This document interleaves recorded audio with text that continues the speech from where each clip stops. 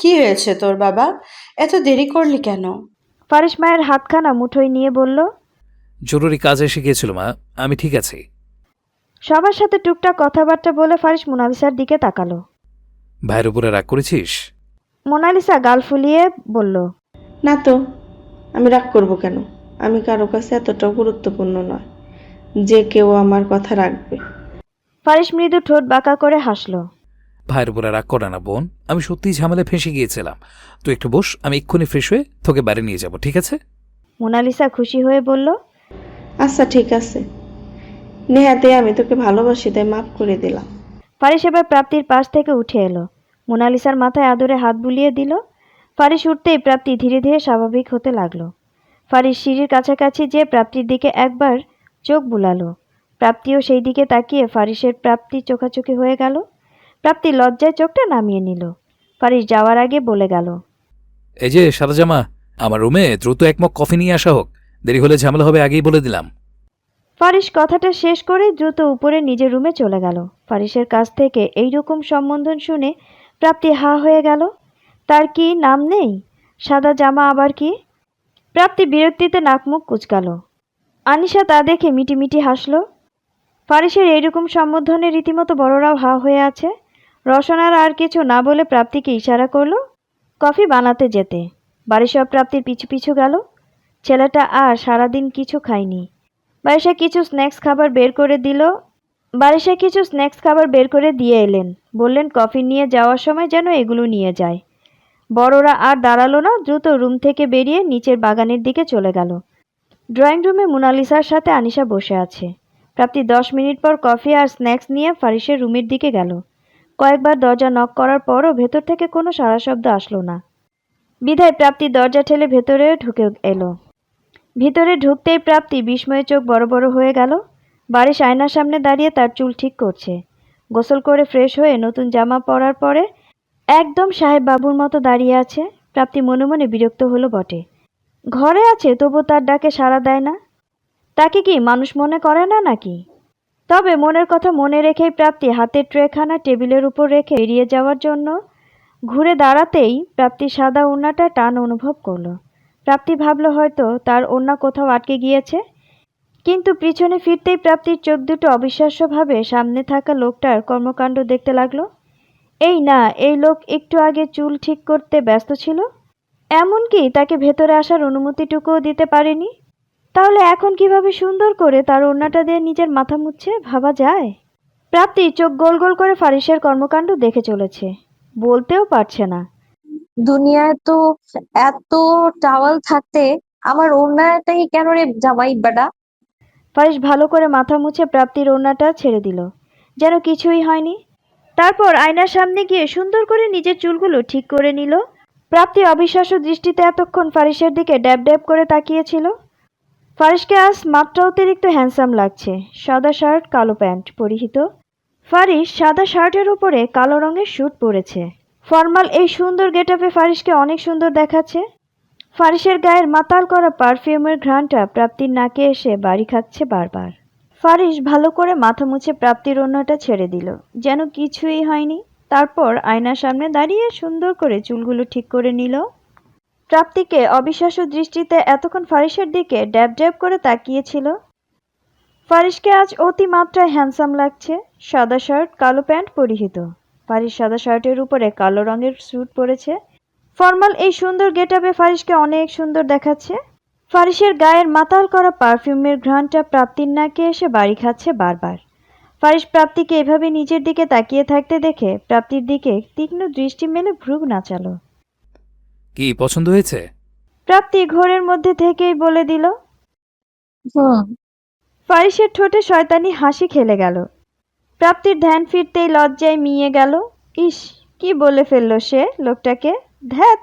ফারিস বেডে গিয়ে বসলো। তারপরে প্রাপ্তির দিকে তাকিয়ে বলল, কফিটা দাও তো। ফারিসের এই হুটহাট তুমি সম্বোধনে প্রাপ্তির বুকের ভেতরটা কেঁপে ওঠে। তখন তার মনে হয় এক নতুন সত্য যেন তাকে ঘিরে ধরেছে। এখনো তেমনটাই হলো। প্রাপ্তি ছোট ছোট পা ফেলে কফিটা হাতে নিয়ে ফারিসের দিকে এগিয়ে ধরল। ফারিস প্রাপ্তির মুখের দিকে কিছুক্ষণ তাকিয়ে থেকে ঠোঁট কামড়ে হেসে ফেলল। ফারিস প্রাপ্তির হাত থেকে কফিটা নিয়ে প্রাপ্তিকে নিজের সামনে বসতে বলল। প্রাপ্তির শরীরটা এই মুহূর্তে অত্যাধিক কাঁপছিল। কোথাও বসতে না পারলে হয়তো পড়েই যেত। ফারিস যেন বিষয়টা অনায়াসেই বুঝে গিয়েছিল। ফারিস কফিতে এক চুমুক দিয়ে প্রাপ্তির দিকে ভালো করে তাকালো। বিছানার এক কোণায় ফারিসের সামনেই বসে আছে অবুঝ বালিকা। দেখেই বোঝা যাচ্ছে এই মেয়ে আজ লজ্জার তোপে জ্বলে পুড়ে নিঃশেষ হয়ে যাচ্ছে। ফারিস প্রাপ্তির মাথা থেকে পা পর্যন্ত ভালো করে দৃষ্টি বুলিয়ে ঠোঁটের কোণায় শয়তানি হাসি দিয়ে ঠোঁট টিপে তাকালো। তারপর আচমকা প্রাপ্তিকে একটা প্রশ্ন করে বসলো। তোমার বয়স কত পাখি? ফারিসের কথা শুনে প্রাপ্তির বুকটা ধক করে উঠল। ফারিসের মুখ থেকে বের হওয়া কথাগুলো যেন আজ প্রাপ্তির মস্তিষ্ক শূন্য করে দিয়েছে। প্রাপ্তি বুঝতে পারছে সে আর কিছুক্ষণ এখানে থাকলে হয়তো নিশ্চয়ই হার্ট অ্যাটাক করে বসবে। আকি হলো বলবে না? প্রাপ্তি আমতা আমতা করে কোনো রকমে বলল। 18 চলছে। আসলে ফারিস ভালো করে জানে প্রাপ্তির 18 বছর চলছে। তবুও প্রাপ্তির মুখ থেকে শোনার জন্যই সে এভাবে প্রশ্ন করেছিল। তবে ফারিস যে তার সঠিক বয়স জানে প্রাপ্তি এই ব্যাপারে আগে থেকেই নিশ্চিত ছিল। ডাক্তার যে তার সাথে 2 নাম্বারই করছে সে ভালো করেই বুঝতে পারছে। ফারিস ফের বলল। আচ্ছা, এখন বলো তো তোমার হাজবেন্ড, আমার বয়স কত? প্রাপ্তি চোখ বন্ধ করে বলল। জানি না। ফারিস প্রাপ্তির দিকে তাকিয়ে ঠোঁট টিপে হাসলো সামান্য। এই মেয়েকে লজ্জা পেতে দেখলে তার ভেতর অদ্ভুত এক শান্তি কাজ করে। তখনই ফারিস চায়ের কাপটা প্রাপ্তির দিকে বাড়িয়ে দিয়ে বলল, মনে হচ্ছে চিনি কম হয়ে গিয়েছে। প্রাপ্তি ফট করে চোখ খুলে কফির মগটার দিকে তাকিয়ে তারপর বলল, আপনি তো সুগার কম খান। আমি তো আন্দাজ মতোই দিয়েছি। খেয়ে দেখো তবে। প্রাপ্তি ঘোরের মধ্যেই ফারিসের হাত থেকে কফির মগটা হাতে নিয়ে তাতে একটা চুমুক দিল। তারপর ফারিসের দিকে পিটপিট করে তাকিয়ে বলল, ঠিকই তো আছে। ফারিস কিছু না বলে ছো মেরে প্রাপ্তির হাত থেকে কফির মগটা ছিনিয়ে নিল। ফারিসের এরকম কাজে প্রাপ্তি ভরকে গেল যেন। হলো কি এটা?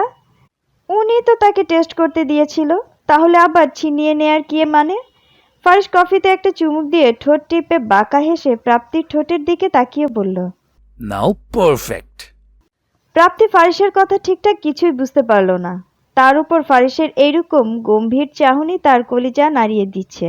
প্রাপ্তির মাথায় কিছু একটা সাড়া দিতেই সাথে সাথে চোখ বুজে নিল। তারপর মনে হলো সে তো একটু আগে এই কফিতে চুমুক দিয়েছিল, যেটাই ফারিস আগেই টেস্ট করে রেখেছিল। তারপর সে টেস্ট করলো। এখন আবার ফারিস তার হাত থেকে কফির মগটা কেড়ে নিয়ে সমানে চুমুক বসিয়ে চলেছে। প্রাপ্তি লজ্জায় চোখ বুজল। হঠাৎ করেই কেমন যেন অদ্ভুত লাগতে শুরু করলো তার। এই লোকটা তার এটো কেন খাচ্ছে? সে তো ভেবেছিল আরেক কাপ কফি বানিয়ে নিয়ে আসবে। অথচ ফারিসকে দেখে বোঝার উপায় নেই যে সে এই নিয়ে কোনো মাথা ঘামাচ্ছে। বরং ফারিসকে দেখে মনে হচ্ছে তৃপ্তি সহকারে কফিতে চুমুক বসাচ্ছে। এর কারণ নিজ মনে উপলব্ধি করতে গিয়ে প্রাপ্তি বিস্ময়ে চোখ বড় বড় করে নিল। প্রাপ্তি উপলব্ধি করতে পারছে তার ভেতরটা খুব ছটফট করছে। এখানে আর এক মুহূর্তও থাকতে পারবে না সে। প্রাপ্তি বিছানা থেকে ছটফটিয়ে উঠে দাঁড়াতেই ফারিস তার লম্বা হাতখানা বাড়িয়ে প্রাপ্তির হাত ধরে ফেলল। তারপর এক ঝটকায় টান দিয়ে বিছানার উপর বসিয়ে দিল। ফারিসের শক্ত হাতের বাঁধনে প্রাপ্তির কোমল হাতটা যেন পিষ্ট হয়ে গেল। বিছানা এইভাবে টেনে বসানোর কারণে প্রাপ্তির ওড়নাটা সরে গিয়েছে এক সাইড থেকে। প্রাপ্তি ওড়নাটা ভালো করে ঠিক করতেই ফারিসের দিকে তাকালো। ফারিসের দিকে তাকাতেই ফারিসের শক্ত দৃষ্টি লক্ষ্য করে ভয়ে জমে গেল। ফারিসের হঠাৎ এভাবে রেগে যাওয়ার কারণ বুঝতে পারছে না প্রাপ্তি। ফারিস হঠাৎ প্রাপ্তির চোয়াল চেপে ধরে মুখটা নিজের দিকে ফেরালো। বেশি বড় হয়ে গিয়েছিস, আমার কথা শুনিস না, এখন আমাকে ভয় লাগে না বুঝি? বলিনি এখানে বসে থাকতে, তাহলে উঠলি কেন? প্রাপ্তির চোখের পাতায় জল জমে গিয়েছে। ফারিস তা লক্ষ্য করে প্রাপ্তিকে ছেড়ে দিল। তারপর বড় বড় শ্বাস ফেলে ফারিস নিজেকে শান্ত করে প্রাপ্তির দিকে এগিয়ে গেল। ফারিস হঠাৎ প্রাপ্তিকে পাজা কোলে নিয়ে তার বিছানায় সুন্দর করে শুইয়ে দিল। ফারিস প্রাপ্তির মুখের কাছে মুখ নিয়ে যেতেই প্রাপ্তি লজ্জায় বিছানার চাদর খামচে ধরে চোখ বুজে ফেলল। প্রাপ্তিকে এভাবে চোখ বুজতে দেখে ফারিস ভ্রুজোড়া কুঁচকে তাকালো। তারপর কিছু একটা মনে করে ফারিস ঠোঁট টিপে শয়তানি হাসি দিল। ফারিস প্রাপ্তির কানের কাছে মুখ নিয়ে ফিসফিসিয়ে বলল, জামাইকে সিরিয়াস করছো বাকি? ফারিসের কথায় প্রাপ্তি ফট করে চোখ খুলে ফারিসের দিকে তাকালো। আমতা আমতা করে বলল, চাও না আমায়? ধরলাম কোথায়? ফারিসের কথায় প্রাপ্তি ফারিসের দিকে ভালো করে তাকালো। দেখলো ফারিস তার অনেকটা কাছাকাছি থাকলেও তাকে ধরে রাখেনি। প্রাপ্তি লজ্জায় অপ্রস্তুতভাবে বলল। মানে দূরে সরুন বলেছি। ফারিস প্রাপ্তির কথায় কোনো ভ্রুক্ষেপ না করে প্রাপ্তির মুখের কাছাকাছি নিজের মুখটা আরো নামিয়ে আনলো। ফারিস প্রাপ্তির গলার দিকে তাকিয়ে ফের আরেকবার প্রশ্ন করল। My little cherry, tell me, how old is your husband? ফারিসের প্রশ্নে প্রাপ্তির ভেতরটা কেঁপে উঠল। সে ভালো করেই জানে ফারিসের বয়স কত, কিন্তু একটু আগে ইচ্ছে করেই উত্তর দেয়নি। প্রাপ্তির মুখের উপর ফারিসের গরম নিঃশ্বাস আশ্রে পড়ছে। প্রাপ্তি মিনমিন গলায় বলল। 31। ফারিসের ঠোঁটের কোণে সামান্য দুষ্ট হাসি খেলে গেল। ফারিস ঘোর লাগা দৃষ্টিতে প্রাপ্তির চোখের দিকে তাকিয়ে ফের প্রশ্ন করল। So, tell me, how many years older am I than you? প্রাপ্তি মিনমিন সুরে জবাব দিল। 13 বছর। ইতিমধ্যে ফারিসের এরকম কর্মকাণ্ডে প্রাপ্তির হার্টবিট ফাস্ট হয়ে গিয়েছে। লোকটার মতিগতি তার ছোট্ট মাথায় ঢুকে না আজকাল। এই কথাটা জিজ্ঞেস করার জন্য এইরকম করার কি আছে? একটু দূরে সরে বসেও তো করতে পারত। এইদিকে তার কাজকর্মে যে আরেকজনের প্রাণ পাখি উড়ে যাওয়ার অবস্থা হয়েছে, সেই দিকে কি তার খেয়াল আছে? প্রাপ্তির কথায় ফারিস মৃদু মাথা নাড়ল। তারপর প্রাপ্তির মুখের উপর থেকে নিজের মুখখানা সরিয়ে উঠে বসল। ফারিস প্রাপ্তির চোখের দিকে তাকিয়ে বলল। ছোট সময় যা জ্বালিয়েছি সময়, তার হিসেব নেওয়া এখনো কিন্তু বাকি। সময় হোক, সব সুদে আসলে হিসেব চুকিয়ে নেব। বুঝেছিস, লিটল চেরি? কথাটা শেষ করেই ফারিস সোজা হয়ে দাঁড়ালো। ফারিস সরতেই প্রাপ্তিও আস্তে আস্তে উঠে নিজের ওড়না হেজাব ঠিক করে নিল। ফারিস এখন আয়নার সামনে দাঁড়িয়ে নিজের চুল দাড়ি ঠিক করে হাতে একটা দামি ওয়াচ পরে নিল। তারপর গটগট করে নিজের ক্লোজেটের দিকে এগিয়ে গেল। ক্লোজেট খুলে একটা বক্স বের করে প্রাপ্তির সামনে গিয়ে দাঁড়ালো। প্রাপ্তি ঠিক সেই মুহূর্তেই বিছানা থেকে উঠতে নেয়ার ফারিসের সাথে ধাক্কা খেল। প্রাপ্তির মাথাটা ফারিসের বুকে গিয়ে বাড়ি খেয়েছে একদম। প্রাপ্তি পড়ে যেতে নিলে ফারিস এক হাতে প্রাপ্তির কোমরটা শক্ত করে চেপে ধরল। নিজের কোমরে ফারিসের হাত বুঝতে পেরে প্রাপ্তি চোখ বুজে নিল। প্রাপ্তির লজ্জা মাখা মুখশ্রীটায় ফারিস কিছুক্ষণ তাকিয়ে রইল। ফারিস কোমর ছেড়ে দিতেই প্রাপ্তি বড় বড় শ্বাস নিল। প্রাপ্তি মনে মনে বিড়বিড়ালো। ইস, কি শক্তি রে ভাই! আর একটু হলে আমার কোমরের হাড় এমনিতেই ভেঙে যেত। আর একটু আস্তে ধরে কি তাকে বাঁচানো যেত না? হাহ, সব জায়গাতেই বডি বিল্ডার না ফিল্টার, ওইসব সাজতে হবে। হ্যাঁ, প্রাপ্তি মনে মনে বিড়বিড় করতে করতে ফারিসের দিকে তাকাতেই দেখলো ফারিস তার দিকে ছোট একটা বক্স এগিয়ে দিচ্ছে। ধর এটা। কি এটা? আমার মাথা। আপনার মাথা আমি আমি নেব কেন? ফাজিল। প্রাপ্তি আর কিছু বলার সুযোগ পেল না।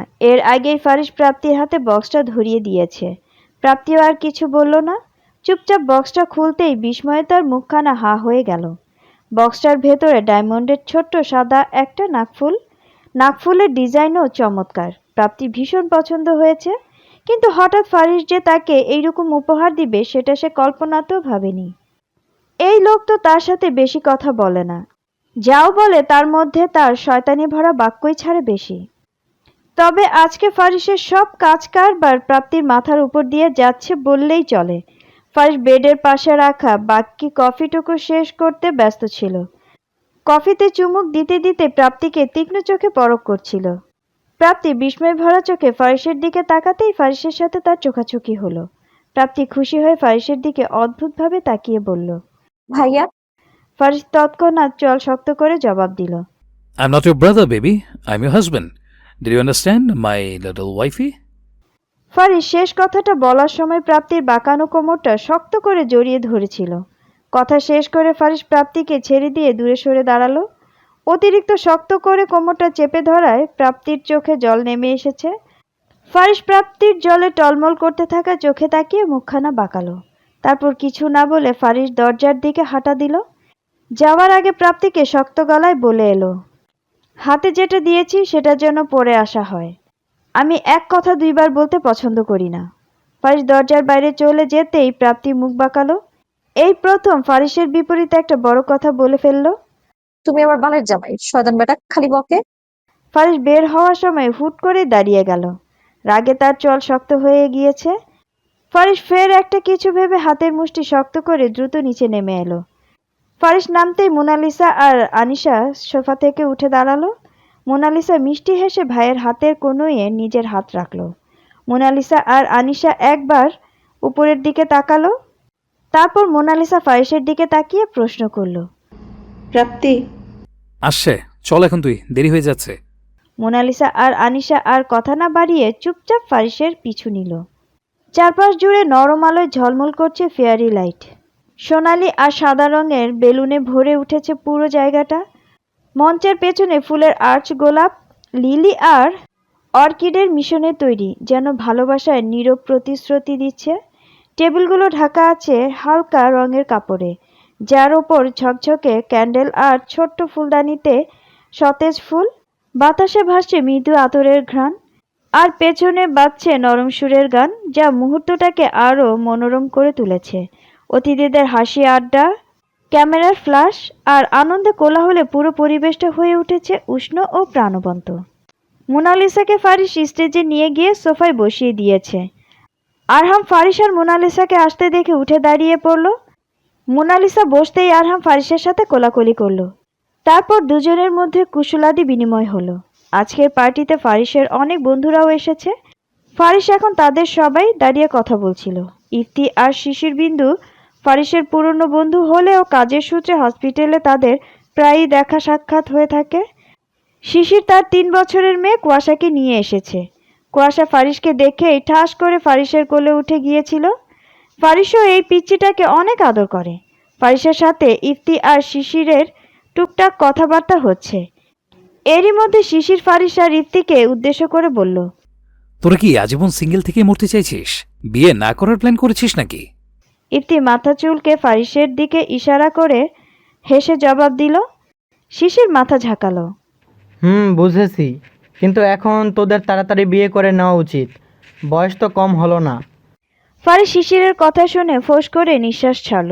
শিশির ফারিসের দিকে তাকিয়ে বলল, আর এই যে তুই, তোর কি সমস্যা? হ্যাঁ, মোনালিসার তো বিয়ে দিয়ে দিচ্ছিস, এবার তুই নিজেও তাড়াতাড়ি বিয়েটা সেরে নে।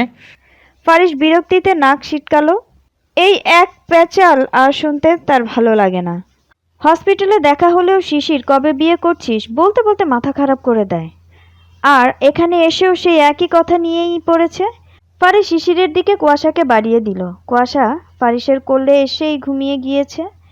শিশির কুয়াশাকে কোলে নিতেই ফারিস শিশিরকে প্রশ্ন করল, তোর হাজব্যান্ড আসলো না কেন? আমাকে তো বলেছিল আসবে। ফারিসের কথায় শিশির আমতা আমতা করে বলল, আর বলিস না, কুয়াশার আব্বু অনেক ব্যস্ত থাকে, আজ নাকি কাজে অনেক প্রেশার, তাই আসতে পারেনি। ফারিস আর কিছু বলল না। শিশিরের অস্বস্তিটা যেন আরও একটু হলেও আন্দাজ করতে পেরেছে। ইফতি এতক্ষণ শিশিরের কথাগুলো মনোযোগ সহকারে শুনছিল। শিশিরের বিয়ের এতদিন পার হয়েছে, তবু শিশিরের হাজবেন্ড ফিলিপ চৌধুরীর সাথে তাদের হাতে গোনা 2-1 বার দেখা হয়েছে। শুনেছে লোকটা ব্যবসায়ী মানুষ, অনেক ব্যস্ত থাকে কিনা, তাই হয়তো মানুষের সাথে এতটা সখ্যতা গড়ার সময় পায় না হবে হয়তো। ফারিস কুয়াশাকে শিশিরের কোলে দিয়ে চেয়ার দেখিয়ে দিল। যে বসে পড়তে বলল। এখানে মেয়েকে নিয়ে কতক্ষণ দাঁড়িয়ে থাকবে, তাই হয়তো। শিশির চলে যেতে ইফতি আর ফারিসের চোখাচোখি হলো। দুজনকে দেখেই মনে হচ্ছে তারা কোনো বিষয়ে খুব কৌতূহল হয়ে আছে। ফারিস আর ইফতি হাঁটতে হাঁটতে বাগানের দিকে আসতেই তাদের সাথে রোহানে এসে যোগ দিল। এর কয়েক মিনিট পর ফারিসের আরও 2জন বন্ধু তুষার, মুগ্ধ আর তুর্য হলো। ফারিস, ইফতি, শিশির বিন্দু, তুষার, মুগ্ধ, তুর্য সবাই স্কুল সময়কালের ফ্রেন্ড। ওরা একসাথে এক স্কুলে ও কলেজে পড়াশোনা করেছে। এর মধ্যে ফারিস, ইফতি, শিশির এই 3জন ডাক্তারের প্রফেশনে গিয়েছে। মুগ্ধ আর তুর্য দুজনেই ইতালিতে জব করে। তৃষা পেশায় একজন ফ্যাশন ডিজাইনার। মুগ্ধ আর তৃষার বিয়ে হয়েছে 6 বছর। তাদের ফুটফুটে একটা ছেলেও আছে। তুর্য গত মাসেই বিয়ে সেরেছে। নতুন বধূকে আজ সে তার সাথে নিয়ে এসেছে। সবার সাথে কুশল শেষ হলে সবাই ভেতরে চলে গেল। ফারিস স্টেজের সামনে গিয়ে আশেপাশে চোখ ঘোরালো, কিন্তু কাঙ্ক্ষিত মানুষটি আর চোখে না পড়ায় ফারিস বিরক্তিতে নাক মুখ শক্ত করে বাইরে বেরিয়ে এলো। প্রাপ্তি সদর দরজা পেরিয়ে বাগানের সামনে রাস্তা ধরে এগোতে নিচ্ছিল, কিন্তু সামনে অনেক মানুষ দেখে তার পা থেমে গেল। অনেকগুলো ছেলে এই দিকটায় দাঁড়িয়ে আছে, আর ভীষণ অস্বস্তি হচ্ছে এই দিকটায় যেতে। কি করবে না করবে ভেবে না পেয়ে প্রাপ্তি স্থির হয়ে দাঁড়িয়ে পড়ল। ফারিস তখন এই দিকটাতেই আসতে নিচ্ছিল। দূর থেকে প্রাপ্তিকে দেখে দাঁড়িয়ে পড়ল। প্রাপ্তিকে এভাবে অস্বস্তি নিয়ে দাঁড়িয়ে থাকতে দেখে ফারিস 4-5টায় চোখ বুলালো। দেখলো সামনের রাস্তায় অনেকগুলো লোক দাঁড়িয়ে আছে। ফারিস মুহূর্তেই প্রাপ্তির অস্বস্তির ফিল করার কারণটা বুঝতে পারে প্রাপ্তির দিকে এগিয়ে আসলো। প্রাপ্তি মাথা তুলে সামনে তাকাতেই দেখলো ফারিস তার দিকে দ্রুত পায়ে এগিয়ে আসছে। ফারিসকে তার দিকে আসতে দেখে প্রাপ্তি মনে মনে ভীষণ ভরসা পেল। ফারিস প্রাপ্তির সামনে এসে দাঁড়িয়ে প্রাপ্তির দিকে শক্ত দৃষ্টি নিক্ষেপ করলো। ফারিসের এরকম শক্ত দৃষ্টি লক্ষ্য করে প্রাপ্তি আঁতকে উঠল। সে তো কিছু করেনি, তাহলে এই লোক এভাবে খেয়ে ফেলার দৃষ্টি নিয়ে তাকিয়ে আছে কেন? ফারিস চল শক্ত করে প্রাপ্তির পা থেকে মাথা পর্যন্ত দৃষ্টি বুলালো। তার দেয়া ডায়মন্ডের নোজপিনটা প্রাপ্তির নাকে ছিল। ফারিসের দৃষ্টি সেটা এড়ালো না। প্রাপ্তির ফর্সা মুখে ডায়মন্ডের নোজপিন ঝলমল করছিল। ফারিস আগে হাত মুঠো করে নিল, দৃষ্টি আরো শক্ত করে প্রাপ্তির দিকে চোখ লাল করে তাকালো। কিছুটা গলায় আওয়াজ উঁচিয়ে ধমকে বলল, ফ্যাশন শোতে যাচ্ছিস?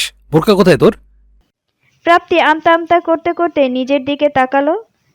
তার পরনে পাকিস্তানি সাদা লং থ্রি পিস, মাথাতেও সুন্দর করে হেজাব বাঁধা। থ্রি পিসের সাথে ওড়নাটাও সে বড় করে পরেছে। তবুও এই লোক এরকম করছে কেন? প্রাপ্তি নিজেকে দেখে ফারিসের দিকে তাকাতেই দুজনের দৃষ্টি মিলিত হলো। প্রাপ্তি থমথমে মুখ করে বলল, কি? ফারিস এবার কিছুটা শান্ত চোখে প্রাপ্তির দুগালে তাকালো। আগের চেয়ে কিছুটা শান্ত হয়ে প্রাপ্তির থেকে একটু দূরে দাঁড়ালো। ফারিস তার তীক্ষ্ণ দৃষ্টিতে প্রাপ্তিকে 1 মিনিট ভালো করে স্ক্যান করে নিল। ফারিসের এইরকম অদ্ভুতভাবে তাকিয়ে থাকার কারণ প্রাপ্তির মাথায় ঢুকছে না। এই লোকটা ঠিক কী করতে চেয়েছে প্রাপ্তি বুঝতে ব্যর্থ হচ্ছে। প্রাপ্তিকে ভালো করে দেখে নিয়ে ফারিস নিজের 2 হাতে পকেটে রেখে সোজা হয়ে দাঁড়ালো। তারপর প্রাপ্তির দিকে তাকিয়ে বলল, not bad, follow me. Faris পা বাড়াতেই প্রাপ্তি ফারিসের পিছু নিল। প্রাপ্তি ফারিসের হাঁটার সাথে তাল মেলাতে না পারায় অনেকটা পিছিয়ে পড়ে আছে। ফারিস তা বুঝতে পেরে হঠাৎ দাঁড়িয়ে পড়ল। প্রাপ্তি তার কিছুটা কাছাকাছি আসতেই গম্ভীর গলায় বলল, কাম। প্রাপ্তি ফারিসের পাশাপাশি গিয়ে দাঁড়াতেই ফারিস আগের চেয়ে হাঁটা গতি কমিয়ে হাঁটা শুরু করলো। প্রাপ্তিও এখন ফারিসের সাথে তাল মিলিয়ে হাঁটতে তেমন সমস্যা হচ্ছে না। ফারিসের পাশাপাশি হেঁটেই প্রাপ্তি মঞ্চের সামনে এসে পৌঁছালো। প্রাপ্তিকে দেখে আনিশা ছুটে এলো। ফারিস প্রাপ্তিকে আনিশার সাথে রেখে একটা দরকারি কল অ্যাটেন্ড করতে চলে গেল। সুন্দর একটা সোফায় মোনালিসা পরিপাটি হয়ে বসে আছে। প্রাপ্তি আর আনিশা মোনালিসার পাশে গিয়ে বসে পড়ল। মোনালিসার বান্ধবী নিধি আগে থেকেই মোনালিসার পাশে বসেছিল। মোনালিসাদের বিপরীত পাশে বিশাল সোফায় আরহাম বসেছে। তার এক পাশে রোহান, আরেক পাশে তেজওয়ান বসে আছে। আরহাম আর রোহান ফারিসের শৈশবকালের বন্ধু। ফারিস ছোট সময় তার আব্বু আম্মুর সাথে কিশোরগঞ্জে থাকত, কিন্তু পরবর্তীতে মোশাররফ দেওয়ান এক ব্যবসার সূত্রে তাদের ঢাকায় চলে আসতে হয়েছিল। তবে তাদের মধ্যে এখনও সেই ঘনিষ্ঠ বন্ধুত্ব বেশ রয়ে গিয়েছে। ফারিস জানে আরহাম ভালো ছেলে, তাই তো নির্দ্বিধায় মোনালিসাকে আরহামের হাতে বিয়ে দিতে রাজি হয়ে গিয়েছে। মোশাররফ দেওয়ান ফারিসকে দেখা মাত্রই কাছে আসার জন্য ডাক দিলেন। ফারিস তার সামনে গিয়ে দাঁড়াতেই তিনি মিস্টার তাকবীর মির্জার সাথে ফারিসের পরিচয় করিয়ে দিলেন। মিস্টার তাকবীর মির্জা একজন নামকরা বিজনেসম্যান। কোটি কোটি সম্পত্তির মালিক তিনি আজ সপরিবারে ফারিসদের বাসায় এঙ্গেজমেন্ট পার্টিতে এসেছে। মিস্টার তাকবীর মির্জা ফারিসের দিকে হাত বাড়িয়ে হ্যান্ডশেক করলেন। Hey, handsome young man. Faris মৃদু হেসে হ্যান্ডশেক শেষ করলো। মিস্টার তাকবীর মির্জা ফারিসের কাঁধ ঝাঁকিয়ে প্রশ্ন করলো, ভালো আছো? ফারিস জবাব দিয়ে উল্টো তাকেও জিজ্ঞেস করলো। প্রায় 2 মিনিটের মতো তাদের কথাবার্তা চলল। তাকবীর মির্জা কথাবার্তার এক পর্যায়ে নিজের মেয়ে আর স্ত্রীকে নিজের দিকে ডাক দিলেন। ছেলেকেও খুঁজল সে, কিন্তু সেই মুহূর্তে ছেলেকে তার চোখে পড়ল না। মিস্টার তাকবীর মির্জার স্ত্রী রুমিন ফারহানা আর মেয়ে তেজশ্রী মির্জা তাকবীর মির্জার সামনে এসে দাঁড়ালো। তাকবীর তাদের ফারিস আর মোশাররফ দেওয়ানের সাথে পরিচয় করিয়ে দিলেন। তেজশ্রী অদ্ভুতভাবে ফারিসের দিকে হাঁ করে তাকিয়ে আছে। সে বিশ্বাস করতে পারছে না তার প্রফেসর অর্থাৎ ফারিসকে তার বাবা আগে থেকেই চিনে। তেজশ্রী ঢাকা মেডিকেল কলেজের সার্জারি বিভাগের 3য় বর্ষের শিক্ষার্থী। ফারিসকে প্রথম যেই দিন ক্লাস নিতে দেখেছিল সেই দিনই সে ফারিসের উপর ক্রাশ খেয়ে বসেছিল। কিন্তু ফারিস মেয়েদের তেমন পাত্তা না দেয় তার সাথে তেমন সখ্যতা গড়ে ওঠেনি। এমনকি তেজশ্রী যে তার স্টুডেন্ট সেটাও ফারিস বলতে পারবে না হয়তো। কথাবার্তার এক পর্যায়ে তাকবীর মির্জা নিজেই বলে দিলেন তেজশ্রী নাকি ফারিসের স্টুডেন্ট। ফারিস তাকবীরের কথাই কেবল সৌজন্যতার খাতিরে সামান্য হেসে বলল, ও আচ্ছা। তেজশ্রী কথা বলার স্কোপ পেতেই ফারিসকে বলল, আমি আপনার সব ক্লাস খুব মন দিয়েই করি। ফারিস তেজশ্রীর দিকে না তাকিয়েই ছোট করে বলল, গুড। ফারিস তারপর তাকবীর মির্জার দিকে তাকিয়ে কোনো কিছু তারা দেখিয়ে অন্যদিকে চলে গেল। তেজশ্রীর মনটা খুব খারাপ হলো। ফারিস একবারও তার দিকে তাকায়নি। এত ভদ্রতা দেখানোর কি আছে? একবার কি তার দিকে তাকানো যেত না? এই পার্টিতে আসা অনেক সুন্দর সুন্দর ছেলেরা তেজশ্রীকে চোখে হারাচ্ছে, অথচ ফারিসকে দেখো, যেন তাকে মানুষ বলেই মনে করলো না। তেজশ্রী দেখতে যথেষ্ট সুন্দরী, তবে ফারিসের হাবভাব দেখে মনে হলো এর চেয়েও বেশি সৌন্দর্য সে আগে কোথাও দেখে রেখেছে, তাই তার চোখে এসব কিছুই না। দেখতে দেখতে সময় গড়িয়ে রাত 11টা বেজে গেল। আরহাম আর মোনালিসার এঙ্গেজমেন্ট শেষ হয়েছে। একে একে মেহমানরা সবাই চলে গিয়েছে। সবাই চলে গেলেও আরহামদের কিছু নিকট আত্মীয় আর পরিবারের সদস্যরা রয়ে গিয়েছে।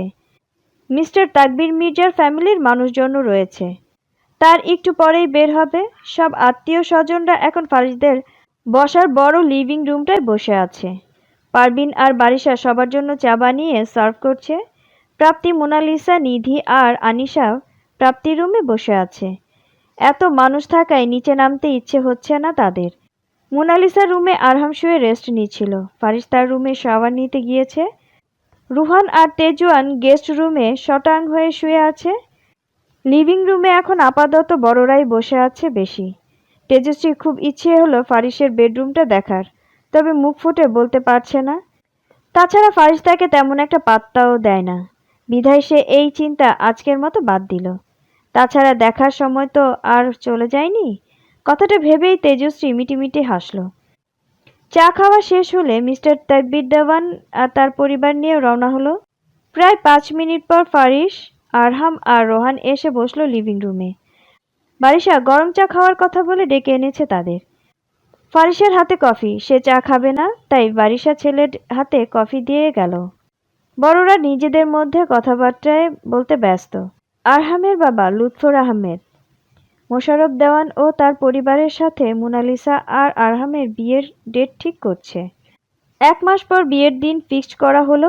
এ বিষয়ে কথাবার্তা শেষ হতেই আরহামের খালু তাজউদ্দিন নেওয়াজ মোশাররফ দেওয়ানকে উদ্দেশ্য করে বলল, আসলে ভাই সাহেব, আমার একটা কথা বলার ছিল। দেওয়ান পরিবারের সবাই তাজউদ্দিন নেওয়াজের কথায় ভ্রু কুঁচকে তাকালো। কি এমন কথা হতে পারে?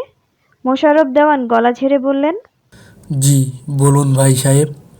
তাজউদ্দিন নেওয়াজের মুখে হাসি টেনে বলল, আসলে আমার বেগমের আপনাদের ছোট মেয়েকে খুব মনে ধরেছে। নিজের একমাত্র ছেলের বউ বানিয়ে নিয়ে যাওয়ার জন্য বায়না ধরে বসেছে আমার কাছে। এখন আপনারা যদি মত দেন তবে কথা এগোতে পারি। ফারিস চুপচাপ কফিতে চুমুক দিচ্ছিল। এদিকে সব কথাই তার কানে যাচ্ছে, তবে তার মধ্যে কোনো রিয়্যাক্ট পরিলক্ষিত হচ্ছে না। মাহতাব দেওয়ান তাজউদ্দিন নেওয়াজের কথা শুনে গলা ভেজালেন। তারপর ফারিসের দিকে তাকাতেই দেখলো ফারিস এখনও নির্লিপ্তভাবে কফিতে চুমুক দিচ্ছে। মাহতাব তা দেখে বিস্ময়ে ভ্রু কুঁচকালেন।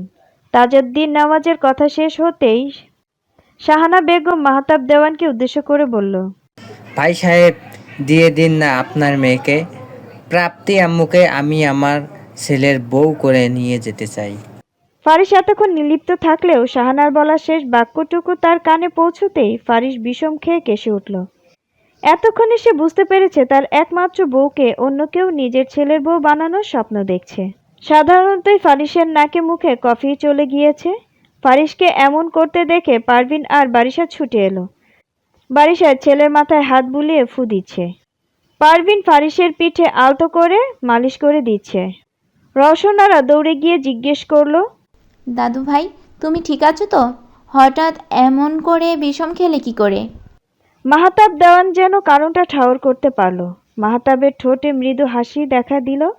হঠাৎ প্রাপ্তির বিয়ের কথা উঠাতে ফারিসের বিষম খাওয়া, সবাই চমকালেও তাতে তেমন কেউ গুরুত্ব দিল না। সবাই কথা থামিয়ে এখন ফারিসের দিকে হাঁ করে তাকিয়ে আছে। ফারিস একটু স্বাভাবিক হতেই ঠাস করে সোফা থেকে উঠে দাঁড়ালো। ফারিস সামনে থাকা টেবিলটায় জোরে লাথি বসিয়ে রাগে নিজের হাত মুষ্টিবদ্ধ করে নিল। ফারিস একটু স্বাভাবিক হয়ে ঠাস করে উঠে দাঁড়ালো। ফারিসের সামনে থাকা টেবিলে জোরে লাথি বসিয়ে রাগে নিজের হাত মুষ্টিবদ্ধ করে নিল। ফারিসের চোখ জোড়া দিয়ে যেন লেলিহান শিখা উতলে পড়ছে। দেওয়ান পরিবারের সবাই বিস্ময়ের চোখে ফারিসের দিকে তাকালো। ফারিস কখনোই বড়দের সামনে এত উগ্র আচরণ করে না, কিন্তু ফারিসের আজকের কর্মকাণ্ডে দেওয়ান পরিবারের সবাই বেশ চমকালো। তার উপর তার বোনের শ্বশুর বাড়ির লোকজন এখানে বসে আছে। ফারিস কি সেটা ভুলে বসে আছে? কি হচ্ছে এসব? ফারিস টেবিলে থাকা ফ্লাওয়ার ভাসটা ঠাস করে ফ্লোরে ছুঁড়ে মারতেই লিভিং রুমে বসা প্রত্যেককেই বিচলিতভাবে উঠে দাঁড়ালেন। আরহাম ফারিসের দিকে এগিয়ে ফারিসকে ধরতে গেলে ফারিস কিছুটা পিছিয়ে গেল। মোশাররফ দেওয়ান তো রেগে ফায়ার হয়ে বসে আছে। সবাই এতক্ষণে দাঁড়িয়ে পড়লেও মোশাররফ দেওয়ান রক্তচক্ষু নিয়ে ফারিসের উগ্রতা দেখছিল। মোশাররফ দেওয়ান এবার ভালো করে খেপেছে। সোফা থেকে উঠে ঠাস করে চর বসিয়ে দিল ফারিসের গালে। ফারিস চর খেয়ে চল শক্ত করে নিল। নাক মুখ শক্ত করে ফারিস যেই মুখ খুলতে নিবে তখনই মাহতাব দেওয়ান এসে ভাতিজাকে দু হাতে টেনে সরিয়ে নিল মোশাররফ দেওয়ানের সামনে থেকে। ফারিস মোশাররফ দেওয়ানকে দেখে আবার যেই মুখ খুলতে নিল তখনই তিনি ফারিসের দিকে তেতে বলল, আজকে কি মান সম্মান খাওয়াবে বলে প্রাণ করে নিয়ে এসো? ফারিস চল শক্ত করে কটমট করে বলল, চাচু, চুপ করো তুমি, আসো এদিকে। বলেই মোশাররফ দেওয়ান ফারিসকে টেনে সিঁড়ি দিয়ে নিয়ে গিয়ে দাঁড়ালো। ফারিস বড়দের যথেষ্ট শ্রদ্ধা করে, তাই চুপচাপ তার চাচুর পিছু এসে দাঁড়িয়েছে। লিভিং রুমে ভাঙচুর, চিৎকার চেঁচামেচিতে প্রাপ্তি, মোনালিসা, আনিশা আর নিধি অনেক আগেই করিডোর পেরিয়ে সিঁড়ির সামনে এসে দাঁড়িয়েছে। তবে কেউ নিচে নেমে আসার সাহস করতে পারছে না। প্রাপ্তি ফারিসকে দেখলো লোকটা বেশ রেগে আছে। তার বাবা হয়তো ফারিসকে রাগ কমানোর চেষ্টা করছে, কিন্তু ফারিস এভাবে হুট করে রেগে কেন গেল এর কারণ প্রাপ্তির অজানা। ফারিস রাগে হাত মুষ্টিবদ্ধ করে নিল, তারপর নিজের ঘাড়ের দুই পাশে স্লাইড করে ফের লিভিং রুমের দিকে পা বাড়াতেই মাহতাব ফারিসের সামনে এসে ঢাল হয়ে দাঁড়ালো। ফারিস একটা বাহু শক্ত করে চেপে ধরল। মাহতাবের সামান্য হাতের বন্ধন ফারিসকে দমাতে পারছে না। তা জেনেও মাহতাব ফারিসকে অধিকার নিয়ে আটকালো। মাহতাব ফারিসের দু কাঁধ শক্ত হাতে চাপড় বসিয়ে বলল, তোর চাচ্ছু এখনো মরে যায়নি। আমি থাকতে তোকে এত উতলা হতে হবে না। এসব ছোটোখাটো ঝামেলা তোর চাচ্ছুই সামলে নিতে পারবে। তুই বরং আজ চুপ থাকলেই ভালো হয়। ফারিস তার চাচুর দিকে অদ্ভুতভাবে চোখ কুঁচকে তাকালো। মাহতাব মৃদু হেসে ফারিসের দিকে তাকিয়ে বলল, তুই না বললেও চাচ্ছু তোর মনের কথা বুঝতে পারছে আব্বা। তুই মাথা ঠান্ডা করে উপরে যা। কথা দিচ্ছি আমার মেয়ের আজীবনের সঙ্গী কেবল তুই হবি। ফারিস এতক্ষণ মাহতাবের কথাগুলো চুপচাপ মাথা নিচু করে শুনছিল। মাহতাবের কথা শেষ হতেই ফারিস ধূপধাপ পা ফেলে সিঁড়ি বেয়ে উপরে উঠতে লাগলো। ফারিস উপরে ওঠায় প্রতিটা পদক্ষেপ বলে দিচ্ছে তার চাচুর উপর অঢেল বিশ্বাস আছে। মাহতাব দেওয়ান যা বলেছে তা তিনি সত্যিই করে দেখাবেন। ফারিসের প্রস্থান দেখে মাহতাব দেওয়ান ফোঁস করে শ্বাস ছাড়ল। যাক, পাগলটাকে একটু শান্ত করতে পেরেছে। কিন্তু তার উপর এখন অঢেল দায়িত্ব। বাবা হিসেবে যা তার কাছে আরো বড় দায়িত্ব। মাহতাব দেওয়ান দীর্ঘশ্বাস ছেড়ে লিভিং রুমে বসে থাকা সবার দিকে এগোতে লাগলো। ফারিস সিঁড়ি পেরিয়ে যাওয়ার সময় প্রাপ্তির সাথে তার চোখাচোখি হলো। দুজনের দৃষ্টি মিলিত হলে প্রাপ্তি ফারিসের লাল চোখ জোড়া আর শক্ত মুখের ভাবভঙ্গি দেখে ভয়ে আটকে উঠল। প্রাপ্তি মনে মনে দোয়া দরুদ পড়তে লাগলো। এইরকম কাঁচা চিবিয়ে খাওয়া দৃষ্টি দিয়ে তাকিয়ে থাকার কি আছে? তার ছোট্ট হৃদয়ের তো এতে 12টা বেজে যাচ্ছে। সেটা কাকে দেখাবে? ফারিস প্রাপ্তির দিকে এরকম দৃষ্টি তাক করে নিজের রুমে চলে গিয়ে ঠাস করে দরজা লাগিয়ে দিল। দরজা লাগানোর শব্দে প্রাপ্তি সহ দাঁড়িয়ে থাকা সবাই কেঁপে উঠল। মোনালিসা আজ ভালো করেই ঠাউর করতে পারল তার ভাই আজ চরম লেভেলে রেগে গিয়েছে। মাহতাব দেওয়ান উপরের দিকে তাকিয়ে প্রাপ্তিদের ইশারা করলো রুমে চলে যেতে। মাহতাবের আদেশ পেয়ে তারা আর দাঁড়ায়নি। সবাই প্রাপ্তির রুমে গিয়ে ঠেলে ঠুলে এক বিছানায় শুয়ে চিন্তিত মুখ করে নিচের পরিবেশ নিয়ে আলোচনা করতে লাগলো। মাহতাব দেওয়ান লিভিং রুমে এসে গলা ঝেড়ে মুখ খুলল। মোনালিসা শ্বশুর বাড়ির লোকদের উদ্দেশ্য করে বলল, দেখুন, আপনারা কিছু মনে করবেন না। আমাদের ছেলেটা একটু রাগী, তবে ও যথেষ্ট ভদ্র। আপনাদের অসম্মান করা আমাদের উদ্দেশ্য নয়। লুৎফর রহমান গলা ঝেড়ে বললেন, এত ফর্মালিটি করার কিছুই নেই। আমরা জানি ফারিস বাবাজি কেমন, তবে ছেলেটা হুট করে রেগে গেল কেন? মাহতাব দেওয়ান একটু বিব্রত হলেন। তারপর আমতা আমতা করে বললেন, সেটাই বলবো। তবে আপনারা একটু বসুন, চাটা শেষ করুন, আমরা পরিবারের লোকরা একটু কথাবার্তা সেরে আসছি। মাহতাব দেওয়ান তোড়জোড় করে দেওয়ান পরিবারের বড়দের নিয়ে ইব্রাহিম দেওয়ানের রুমে এসে জড়ো হলো। দেওয়ান পরিবারের সবাই বুঝতে পারছে তাদের আড়ালে কিছু একটা হয়েছে, যা মাহতাব আর ফারিস ভালোই জানে। মাহতাব দেওয়ান সবার মুখের দিকে তাকিয়ে চোখ জোড়া নামিয়ে গলা ঝেড়ে নিল। ইব্রাহিম দেওয়ান রেগে রক্তলাল চোখে তাকিয়ে আছে মাহতাবের দিকে। মুখটা গম্ভীর করে তিনি বললেন, কি করেছিস তোরা চাচা ভাতিজা, ঠিক করে বলবি কি? মাহতাব দেওয়ান বাবার দিকে শান্ত দৃষ্টিতে তাকিয়ে নিজের স্ত্রীর মুখখানা দেখলেন। পারভিন প্রচণ্ড বিচলিত হয়ে আছে। তারপর মাহতাব হাঁসফাঁস করে সবার উদ্দেশ্যে বলল, দেখো, বাসায় মেহমান আছে, এখন আমি যেটা বলবো প্লিজ সবাই সেটা শুনে একটু শান্ত থেকো। আসলে সবটাই আমাদের পরিস্থিতির চাপে পড়ে করতে হয়েছে। মাহতাব দেওয়ানের কথা শুনে সবার কপালে ভাঁজ পড়ল। মাহতাব দেওয়ান গম্ভীর কণ্ঠে বলল, কি বলতে চাস সব সাপ সাপ খুলে বল এখন। মাহতাব ভাইয়ের দিকে তাকিয়ে মাথা নাড়ালো। কিছুটা গম্ভীর হয়ে ফ্লোরের দিকে তাকিয়ে ইব্রাহিম দেওয়ানের উদ্দেশ্যে বলল, ফারিস আর প্রাপ্তির বিয়ে হয়ে গিয়েছে বাবা। ইব্রাহিম আর মোশাররফ সোফা থেকে তাৎক্ষণিক উঠে বসে পড়ল। বারিশা পারভিন আর রওশন আরা বেগম বিছানায় বসেছিলেন। তারাও কথাটা শুনে চমকিতভাবে উঠে দাঁড়িয়ে পড়ল। সবাই একসাথে বলে উঠল, কি? সবার একসাথে এইরকমভাবে প্রশ্ন করায় মাহতাব ভুরকে তাকালো। মাহতাব ইব্রাহিম দেওয়ানের দিকে এগিয়ে গিয়ে ইব্রাহিম দেওয়ানকে আবারও সোফায় বসালো। দেখো বাবা, তুমি শান্ত হও, তোমার হার্টের সমস্যার কথা ভুলে যেও না। চুপচাপ সবাই আমার কথা শোনো, আমি সব বুঝিয়ে বলছি তোমাদের। পারভিন দেওয়ান এর দু চোখে অশ্রু ভিড় জমেছে। কিভাবে পারলো এই পাষাণ মানুষটা তার অগোচরে তার মেয়েকে বিয়ে দিয়ে দেওয়ার? বারিশা বিস্ময় চোখে তাকিয়ে সব পরখ করছিলেন।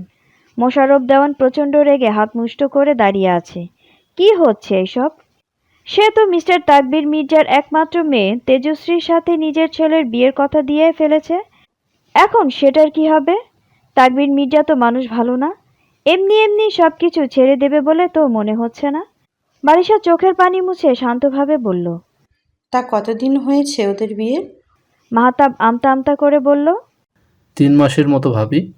ও, বলে বারিশার মুখটা ফিরিয়ে অন্যদিকে তাকালো। প্রাপ্তিকে তার অপছন্দ নয়, তবে কি এমন হলো যে মা ভক্ত তার একমাত্র ছেলে তার অগোচরে বিয়ের মতো কাণ্ড ঘটিয়ে ফেলেছে?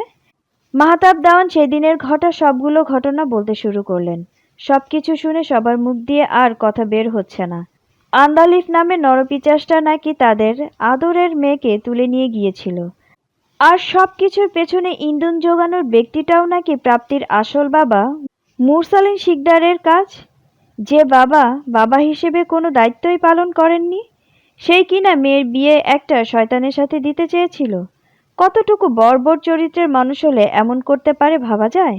মাহতাব বুঝিয়ে বলল, ফারিস তো কেবল প্রাপ্তির উপরে অধিকার প্রতিষ্ঠার লক্ষ্যে তখন হুট করেই বিয়ে করে ফেলছিল।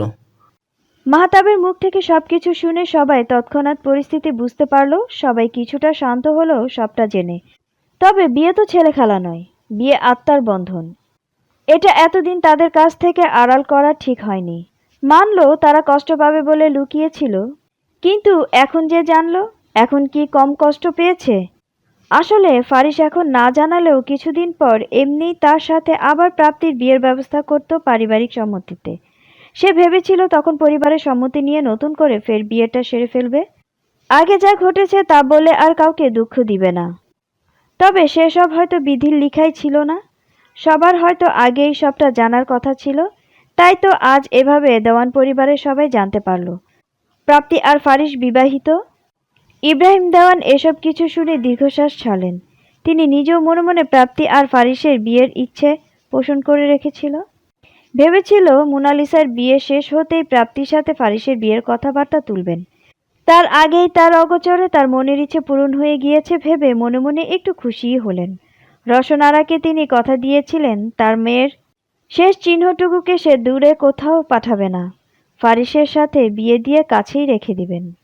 মোশাররফ দেওয়ান রেগে চোয়াল শক্ত করে আছে। তার মনে এক কথাই চলছে, এসব বিয়ে টিয়ে ছাড়া কি আর কোনো পথ ছিল না? বিয়েই কি করে একমাত্র সমাধান হতে পারে? মোশাররফ দেওয়ান রেগে তাকিয়ে আছে ছোট ভাইয়ের দিকে। বাবা মা এখানে থাকায় কোনো রকম রাগ কন্ট্রোল করার চেষ্টা করছে।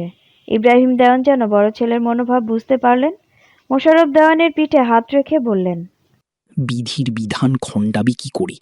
যা হবার তা তো হবেই, আর উল্টানো উপায় নেই। মনে রেখো, বিয়ে কোনো ছেলে খেলা নয়। তাছাড়া শুনলে তো, তোমার ছেলে নিজ ইচ্ছাতেই আমার ছোট নাতনিকে বিয়ে করেছে। মোশাররফ দেওয়ান বাবার কোনো প্রশ্নেরই কোনো উত্তর দিলেন না, চুপচাপ মুখ শক্ত করে দাঁড়িয়ে রইল। ইব্রাহিম দেওয়ান ফের সবার উদ্দেশ্যে বললেন, যা হওয়ার তা তো হয়েই গিয়েছে। এখন একটা কথা সবাই কান খুলে শুনে রেখো, যে বিয়ে হয়ে গিয়েছে তা ভাঙার স্বপ্ন ভুলেও কেউ করো না। আমাকে পরিস্থিতি সামলাতে দাও। মোনালিসার শ্বশুরবাড়ির লোকজন নিচে বসে আছে, তাদেরকে আমাকে সামলাতে দাও। তোমরা সবাই চুপচাপ আমার সাথে নিচে আসো। তোমাদের কাউকে কিছু বলতে হবে না, সবটা আমি সামলে নিচ্ছি। কথাগুলো বলেই তিনি ধূপধাপ পা ফেলে ড্রয়িং রুমে এসে হাজির হলেন। ইব্রাহিম দেওয়ানের পিছু পিছু বাকি সবাই এসেও হাজির হলেন। ইব্রাহিম দেওয়ান একটা সোফায় বসতেই বাকিরাও বসল। ইব্রাহিম দেওয়ান সোজাসুজি তাজউদ্দিন নেওয়াজের দিকে তাকালেন, তারপর গলা ঝেড়ে বললেন, আপনারা আমার অতিথি, আপনাদের আমি সম্মান করি। আপনি আমার সামনে যে প্রস্তাব রেখেছেন সেটা অবশ্যই আমি ভেবে দেখতাম, যদি না আমার নাতনি বিবাহিত হতো। বিবাহিত কথাটি যেন লিভিং রুমে বসে থাকা প্রত্যেকের কানে বেশ ভারী শোনালো। কি বলছে এই? সবাই ফুসুর ফুসুর করতে লাগলো। বিবাহিত মানে? ইব্রাহিম দেওয়ান এর ছোট নাতনি প্রাপ্তি বিয়ে হলো কবে? কই, তারা তো জানে না। ইব্রাহিমের বাবা লুৎফর রহমান বললেন, কিন্তু চাচা, প্রাপ্তি আম্মু বিয়ে হলো কবে, আর কার সাথেই বা হয়েছে? ইব্রাহিম দেওয়ান এবার কিছুটা গম্ভীর হয়ে ভারী গলায় বলল, আমার একমাত্র নাতি ফারিসের সাথে। ভরা মজলিসের সবাই একসাথে এই কথাটাই বলে উঠল। তাজউদ্দিন নেওয়াজ আর শাহানা বেগমের চোখে মুখে বিরক্তি। কি বলছে ইব্রাহিম দেওয়ান? এই মেয়ে কি করে বিবাহিত হতে পারে? কই, আগে তো তার এই কথা কোথাও শুনেনি। যেই নিজের ছেলের জন্য বিয়ের প্রস্তাব রেখেছেন সেই লোকগুলো বলছে। শাহানা বেগম রেগে কিছুটা তেতে উঠলেন। বিয়ে দিবেন না বললেই তো হয়। আমার ছেলেও মূল্যবান ধন আমার কাছে।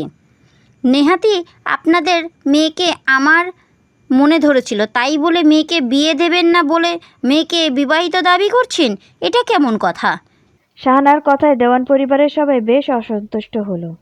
তাদের সামনে তাদের বাড়িতে বসে কিনা তাদেরই কথা শোনাচ্ছে।